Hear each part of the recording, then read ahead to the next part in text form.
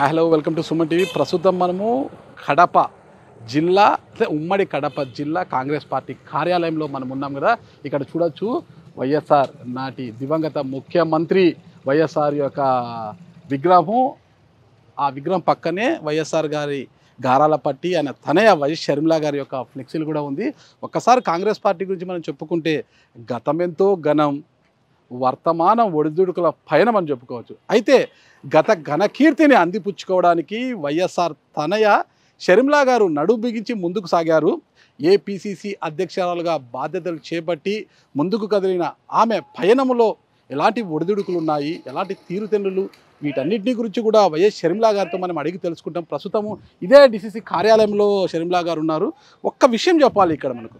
ఇంతవరకు ఏంటంటే ఏపీసీసీ అధ్యక్షురాలుగా బాధ్యతలు చేపట్టినప్పటి నుంచి వైఎస్ షర్మిల గారు ఒక్క తెలుగు ఛానల్కి కూడా ఇంటర్వ్యూ ఇవ్వలేదు, పైగా యూట్యూబ్ ఛానళ్ళకి అస్సలు ఇవ్వలేదు. అయితే మొట్టమొదటిసారిగా సుమన్ టీవీకి అవకాశం వచ్చింది. ఈ ఇంటర్వ్యూలో అంతే మొత్తం ఆమె తీరుతెన్నుల గురించి కూడా ఇంటర్వ్యూ ద్వారా తెలుసుకున్నాం. ఇప్పుడే ప్రచారాలు ముగించుకొని వైఎస్ షర్మిల గారు కూడా డిసిసి కార్యాలయానికి వచ్చారు. చూస్తున్నాం కదా, మొత్తం కూడా వాళ్ళ కాన్వాయ్ అంతా వస్తుంది.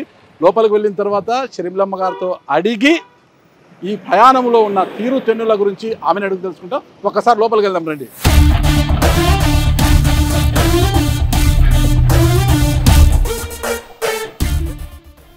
సన్నబన్నట్లున్నారు బాగా ఎండకి.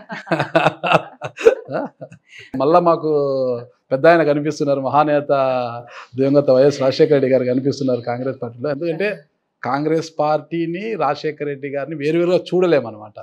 రెండు అవిభాజ్య కవలలు అంటారు కదా, అలాంటిది.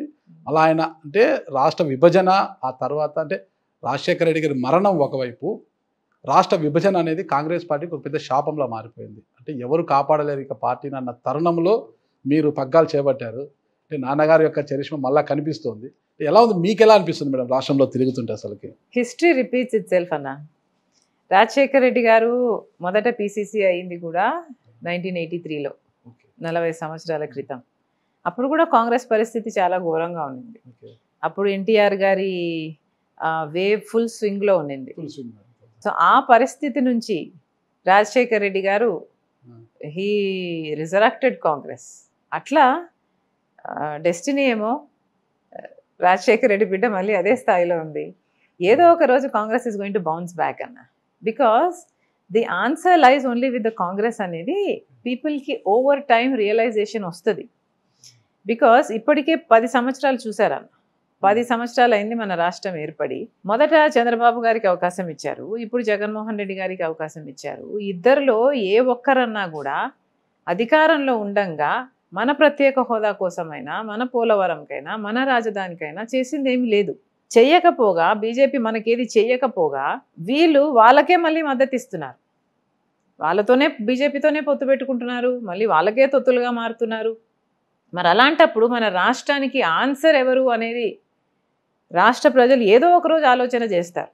బికాస్ బీజేపీ అధికారంలోకి వచ్చినా మనకు ప్రత్యేక హోదా లాంటి వాగ్దానాలన్నీ ఏవి ఫుల్ఫిల్ కావు.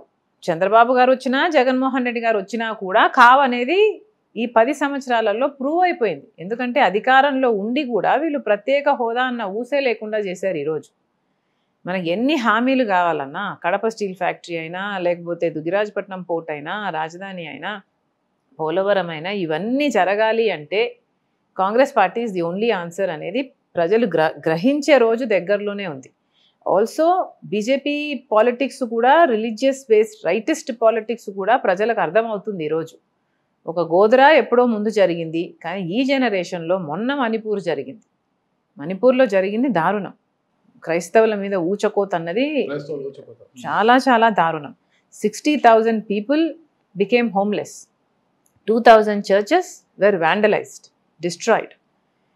నగ్నంగా ఒక క్రైస్తవ మహిళని పరేడ్ చేస్తే అప్పుడు కానీ దేశం అంతా తిరిగి చూడలేదు, ప్రపంచం అంతా తిరిగి చూడలేదు ఏం జరుగుతుంది అని. సో మనకు తెలియని ఎన్నో జరిగాయి అక్కడ, మనకు తెలిసింది చాలా కొంచెం.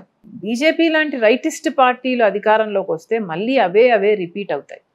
I'm sure people are going to see డొల్లతనం చూస్తారు, బీజేపీ డొల్లతనం చూస్తారని నాకు సంపూర్ణ విశ్వాసం ఉంది.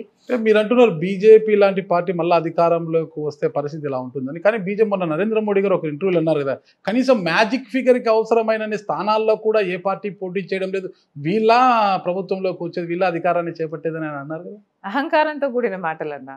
ఓకే. అధికారము అహంకారానికి దారి తీస్తుంది ఒక్క బీజేపీ తప్పితే ఎవరైనా మ్యాజిక్ ఫిగర్ లో 272 స్థానాల్లో పోటీ చేస్తున్నారా? వీళ్ళేది మాట్లాడేది అంటున్నారు. చూద్దాం కదా భారతదేశం ఈయనకేమి పర్మనెంట్ గా ఎవడు రాసి ఇవ్వలేదు. సుమన్ టీవీలో మీ పర్సనల్ అండ్ బిజినెస్ ప్రమోషన్స్ కోసం కింది నెంబర్ కి కాంటాక్ట్ చేయండి.